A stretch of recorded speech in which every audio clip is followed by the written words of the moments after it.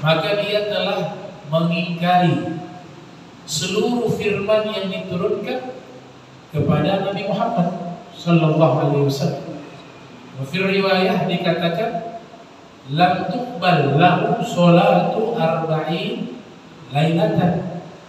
Dia datang fasa'alah an sayyid, sekedar bertanya saja kepada peramal, bertanya kepada dukun.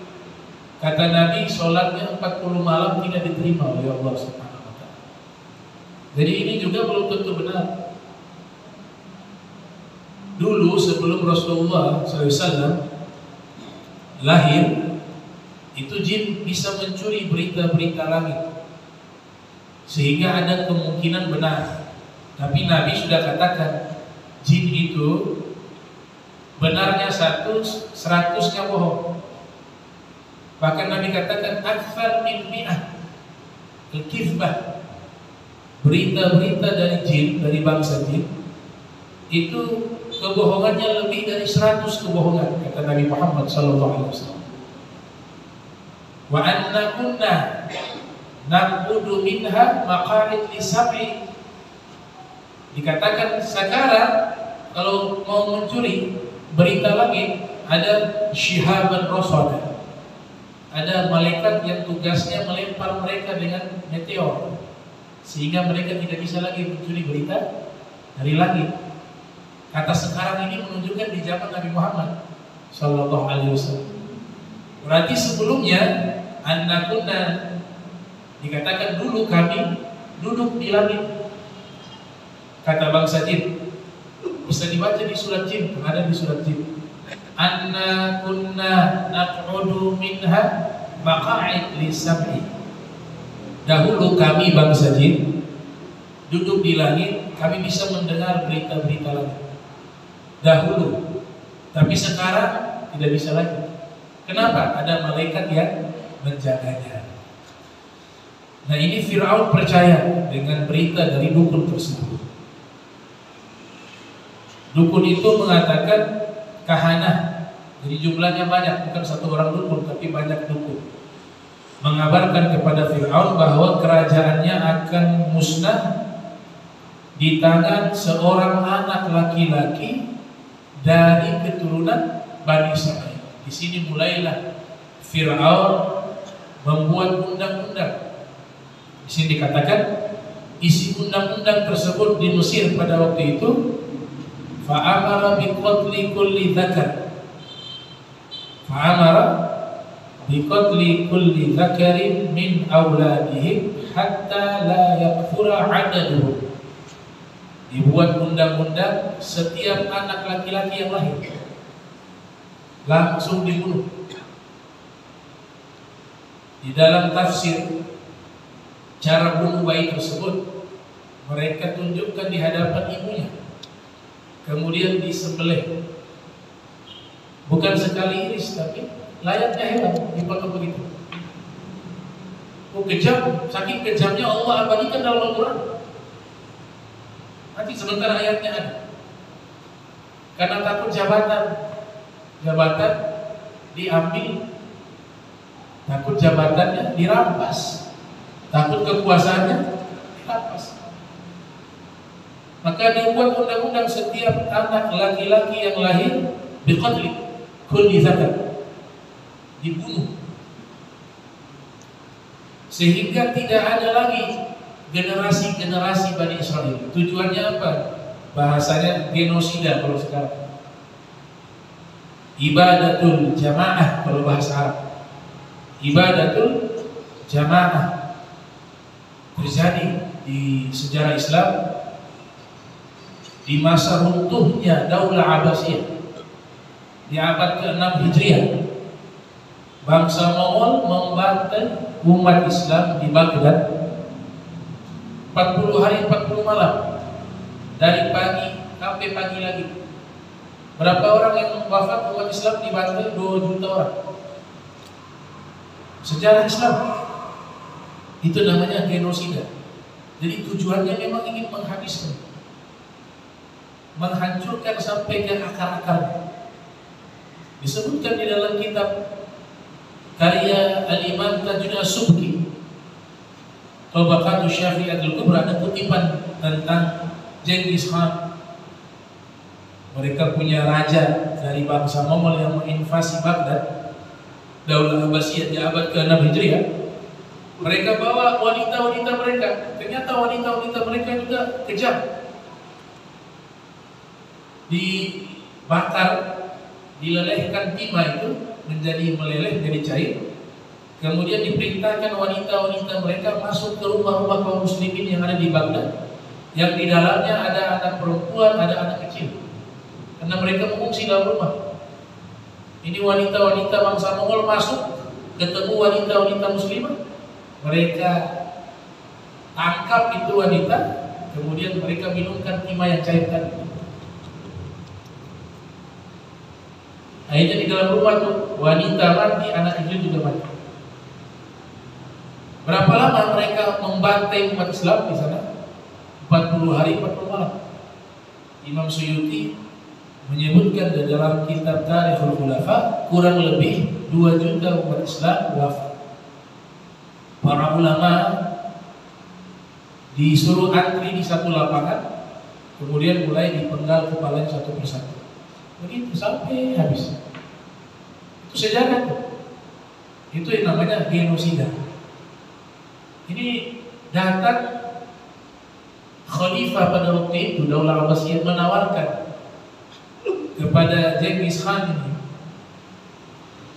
ini kau mau kerajaan, saya akan berikan kerajaan itu, tapi jangan kau membunuh rakyatku, jangan kau membunuh saudara-saudaraku. Kalau kau mau harta, saya berikan seluruh harta. Kata dia apa? Saya datang kemari bukan cari kekuasaan, bukan mencari harta, tapi saya datang di sini ingin membunuh manusia. Itu jawabannya. Datang kemari mau bunuh orang, bukan cari kerajaan, bukan cari harta. 2 juta umat Islam dibantai pada waktu itu. Dan disitulah awal mulanya runtuhnya Daulah Abbasiyah. Awal mulanya runtuhnya Daulah Abbasiyah. Ini hal yang sama sebelumnya dilakukan oleh Fir'aun, tapi Fir'aun khusus kepada anak-anak bayi yang baru lahir. Kalau orang-orang yang sudah berumur, dia bunuh juga, tapi dengan cara yang halus, sama seperti penjajah dulu di Indonesia. Ada istilah kan, sistem kerja paksa, kerja sampai mati. Kerjanya berat, makannya sedikit. Itu dilakukan oleh Firaun. Bagi Bani Israel yang mereka sudah mampu kerja, dewasa, disuruh kerja paksa, diberikan makan sedikit, sampai mereka banyak yang mati. Adapun anak-anak bayi yang baru lahir, laki-laki, mereka bantai, mereka bunuh di hadapan ibunya. Di hadapan ibunya. Dikatakan di mana ia membunuh anak-anak yang baru lahir agar jumlah mereka tidak banyak. Wa asra'al maut fi suyukhil kibar minhum min jahli irhaqihim fil amal. Kemudian orang-orang yang tua yang sudah berumur dari golongan Bani Israel, Fir'aun membuat aturan kerja paksa hingga mereka cepat mati. Kerjanya sampai mati. Tujuannya biar punah ini Bani Israel. Akhirnya fadakhala ru'usaul qibti ala fir'auna wa qalu lahu innal mauta waqa'a fil kibar min Bani Israel wa anta taqtul sigharahum fayushiku an yaqa'al 'amalu 'alaina wa la yabqa ahadun min khidmati ghairana. Pejabat-pejabat daripada kabinetnya Fir'aun itu di zaman itu, mereka datang kepada Fir'aun protes atas aturan tersebut. Mereka mengatakan, wahai Fir'aun, ini orang-orang Bani Israel yang sudah sepuh atau yang masih muda kau bunuh lewat kerja paksa. Kemudian anak-anak bayi yang baru lahir dari Bani Israel kau juga bunuh mereka semua. Nanti pegawai yang kerja siapa? Itu kata pejabatnya. Artinya kalau semuanya Bani Israel semuanya dimusnahkan, lantas yang kerjanya siapa? Maka khawatir nanti yang kerja kita, karena pekerja tidak ada, semuanya sudah mati. Itu usulan dari pejabat-pejabat Fir'aun di zaman tersebut. Maka Fir'aun pun mulai berpikir, benar juga, kalau semuanya laki-laki dari Bani Israel semuanya musnah, punah, yang kerja kita, yang kerja orang-orang Mesir. Maka dia berubah itu aturannya dirubah di sini. Fa'amara yuqtal al-gilman sanatan wa yutraku sanatan hatta la yahlika jami'u abna'i Israel. Dirubah aturan oleh Fir'aun. Kalau begitu kita rubah 1 tahun penuh anak-anak yang lahir dibunuh. Tahun berikutnya libur. Selang-seling biar ada generasi yang jadi pekerja. Kalau dibunuh terus punah. Itu dirubah sistem. Setahun dibunuh, setahun libur. Setahun dibunuh, setahun libur. Digilir. Sehingga mereka tidak punah. Wa fi sanatil lati la yuqtalu fiha ahadun minal gilman wulida Harun faturika wa tarabba fi ahdani walidayhi. Bukan kebetulan, qadarullah, Allah menakdirkan di tahun ketika libur membunuh anak-anak Bani Israel, di tahun itu lahir siapa? Nabi Harun. Jadi Nabi Harun itu lahir di tahun yang dimana tidak ada pembunuhan terhadap anak-anak Bani Israel. Maka Nabi Harun selamat. Ia pun hidup dengan tenang di bawah asuhan kedua orang tuanya. Wa amma Musa, adapun Nabi Musa, faqad sadafat wiladatu al-aam alladhi yuzbahu fi al-atfal. Nabi Musa nya beda. Lahirnya di tahun yang memang jadwalnya anak-anak Israel dibantai, dibunuh. Tapi subhanallah, Allah Ta'ala selamatkan Nabi Musa. Wa auha ila ummiha, wa auha ila ummihi. Allah wahyukan kepada ibunya. Kata wahyu di sini bukan wahyu tapi ilham. Karena wahyu hanya bisa diterima oleh para nabi, tapi lafadznya memang auha. Auha ila ummi Musa. Fi tafsir, Allah wahyukan kepada ibunya Musa. Situ maknanya apa? Bukan wahyu, maknanya ilham. Allah ilhamkan kepada ibunya Nabi Musa. Buat satu sunduk, satu peti. Kemudian kau masukkan di peti tersebut dan alirkan ya di air aliran air Sungai Nil. Nanti kami akan kembalikan dia, kata Allah, kepada ya, benar di janji Allah. Nanti akan dikembalikan kepadamu. Maka Nabi Musa ini ibunya melahirkan dan menyembunyikan. Ketika lahir menyembunyikan, tidak ada satupun yang tahu dan tidak ada bocor berita ini sampai ke telinganya Fir'aun, sehingga Nabi Musa itu aman. Tapi Allah perintahkan untuk lebih aman lagi, kamu alirkan ke Sungai Nil. Nanti saya yang urus. Allah yang urus. Kalau Allah yang urus aman. Kalau kita yang urus, tidak ada jaminan. Ini ilham Allah berikan kepada ibunda Nabi Musa.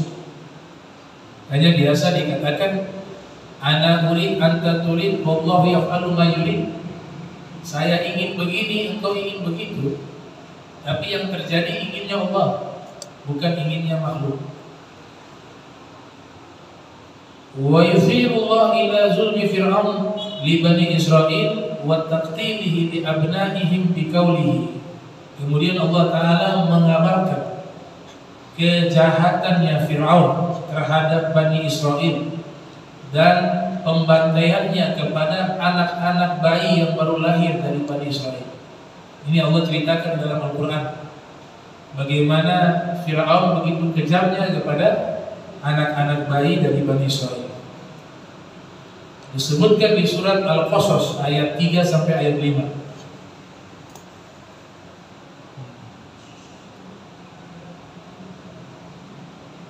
Nah, Fadlu alaika min naba'i Musa wa Fir'aun. Engkau ceritakan, ya, Natlu alaika min naba'i Musa wa Fir'aun. Kami bacakan kepadamu berita tentang kisah Nabi Musa dan Fir'aun bil haqq, dengan benar, liqaumin yu'minuna, bagi kaum yang beriman. Inna Fir'auna ala fil ardi, sesungguhnya Fir'aun itu melampaui batas di bumi ini.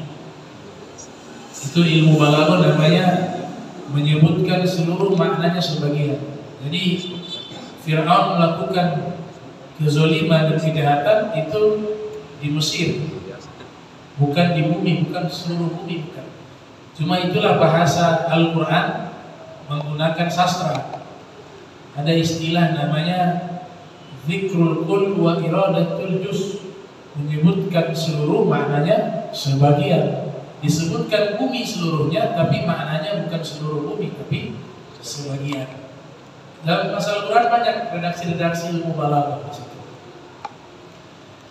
Wa ja'ala ahlaha syi'an yastad'ifu ta'ifah.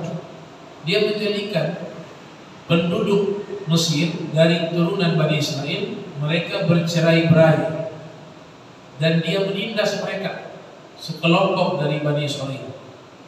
Coba perhatikan redaksi informasi yang Allah kabarkan, bagaimana sih dia membunuh anak-anak tersebut. Allah sebutkan di sini, yuzabbihu abna'ahu, yuzabbihu abna'ahu. Ini kalau ilmu nahu atau ilmu syaraf, gramatika bahasa Arab, kata yadhbah itu sudah mewakili menyembelih, dia menyembelih. Tapi Allah tambahkan, bukan yadhbah tapi yuzabbihu. Yuzabbihu itu bukan sekedar menyembelih, bukan sekali potong, tapi itu anak bayi disembelih berulang-ulang kali. Jadi dianiaya anak bayi. Yuzabbihu abna'ah. Itu yang Nabi katakan, zahiruhum al-insan wa qulubuhum syaitan. Secara fisik manusia, tapi bagian hatinya itu semuanya syaitan. Kayak begini. Kalau sama bayi saja gak punya belas kasih, itu luar biasa. Dan disebutkan di dalam Al-Quran ini di surat Al-Qasas, yuzabbihu, menyembelihnya berulang-ulang kali. Satu bayi itu dipotong berulang-ulang kali di hadapan ibunya. Dalam tafsir disebutkan itu. Entah berapa banyak itu bayi yang dibunuh. Setahun penuh, yang lahir dibunuh, yang lahir dibunuh. Setahun penuh, gak ada libur. Tahun berikutnya libur, tahun berikutnya lagi dibunuh lagi. Wa yastahyi nisa'ahum, namun anak-anak perempuan mereka biarkan hidup. Nanti dijadikan budak, dijadikan selir. Itu. Makanya anak-anak perempuan dibiarkan. Wa yastahyi nisa'ahum, innahu kana minal mufsidin. Allah katakan sesungguhnya dia Fir'aun termasuk orang-orang yang sangat buruk di bumi. Minal mufsidin. Wa nuridu an namunna 'alal ladzina ustud'ifu fil ardi wa naj'aluhum a'immah wa naj'aluhum warithin. Dan kami ingin memberikan anugerah kepada orang-orang yang tertindas dari golongan Bani Israil di bumi ini. Kami akan jadikan mereka menjadi pemimpin-pemimpin, dan kami akan berikan kepada mereka sebagai orang-orang yang mewarisi bumi ini. Ini berlaku di masa itu. Karena orang-orang Yahudi menganggap mereka adalah yang memiliki bumi. Makanya Palestina dianggap tanahnya. Sebenarnya bukan Palestina saja yang dianggap tanahnya, semua nih yang di bumi ini itu milik mereka. Selain dari mereka kontrak itu. Ini Allah kabarkan warithin, mereka orang-orang yang mewarisi bumi. Tapi ini berlakunya karena ada tokoh-tokoh liberal coba mengotak-atik ayat ini yang membela orang-orang Yahudi ketika ada konflik dengan Palestina. Ya memang itu tanahnya mereka. Nah, ini ayat menceritakan di zaman Nabi Musa.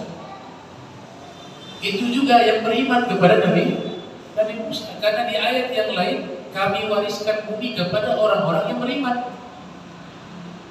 Kami wariskan bumi kepada alladzina amanu, orang-orang yang beriman. Nah, insyaallah nanti kita lanjutkan lagi pembahasan berikutnya.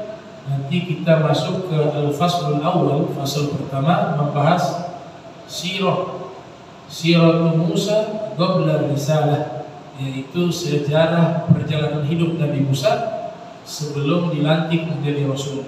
Insyaallah pertemuan berikut kita akan lanjutkan. Bismillahirrahmanirrahim. Alhamdulillahirabbil alamin. Allahumma shalli wa sallim ala sayyidina Muhammadin wa ala sayyidina Muhammad. Allahumma jam'ana hadza jam'an marhuma wa tafarraqa min ba'di tafarraqa ma'zuma wa la tajal minna wa la minna syakira mahruma. Subhanaka bihamdika asyhadu an la ilaha illa anta astaghfiruka wa atubu ilaik. Wa sallallahu ala sayyidina Muhammadin wa ala alihi wa sahbihi wa baraka wasallam wa lafu minkum. Wassalamualaikum warahmatullahi wabarakatuh.